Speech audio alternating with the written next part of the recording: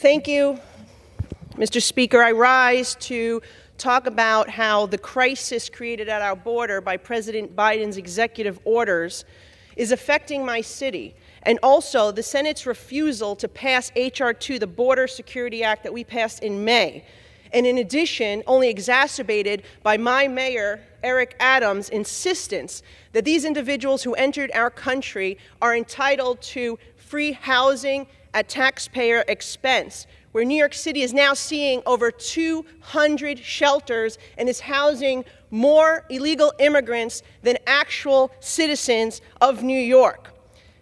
Not all of these individuals are innocent asylum seekers. Let's be honest and let's be clear.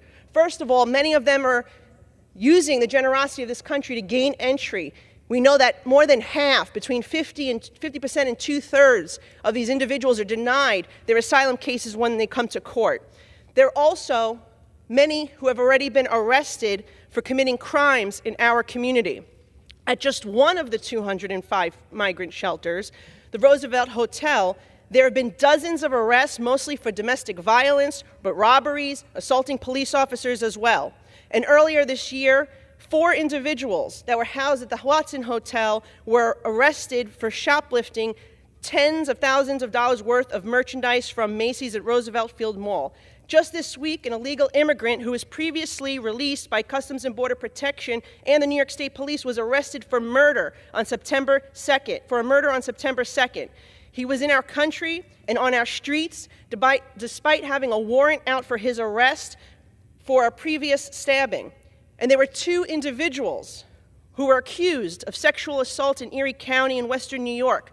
Even the Erie County executive, an elected Democrat, has had enough of what is going on, demanded that Mayor Adams pause putting more of these quote-unquote asylum seekers in his community until these security threats are addressed.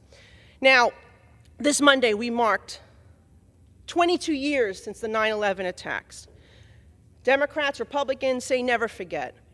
Yet here we are in a situation with an open border that just in the first 10 months of this fiscal year, 146 people who appeared on the FBI terror watch list were apprehended at our southern border. Combined with last fiscal year, we're talking about 250 individuals. What we should be more concerned about, however, is the 1.7 million individuals who are the gotaways, meaning they had zero interaction with our law enforcement or our government. They are in the interior of the country. We don't know who they are. We don't know where they are. We don't know what their intentions are.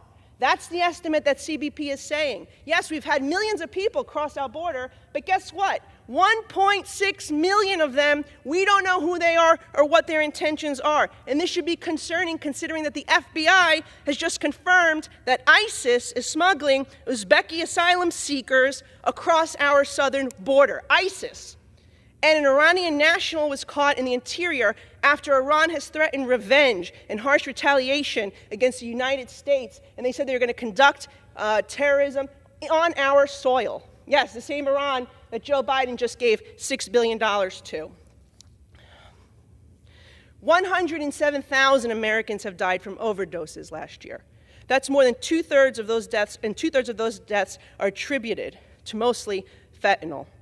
The DEA recently made over 3,000 arrests of drug cartel networks operating right here in the United States of America, thanks to Joe Biden's open border. The deaths are equivalent to a commercial airline crashing every single day. So I ask my colleagues, on the Senate side, when are you going to pass our H.R. 2, our Border Security Act? If the president is not going to undo his executive orders, we need to take action. The House passed it. Unfortunately, I think every Democrat in this chamber voted against it. But let's see the Senate do its job, pass H.R. 2. If the president's not going to undo the crisis that he created, then we must do it for him. I yield back.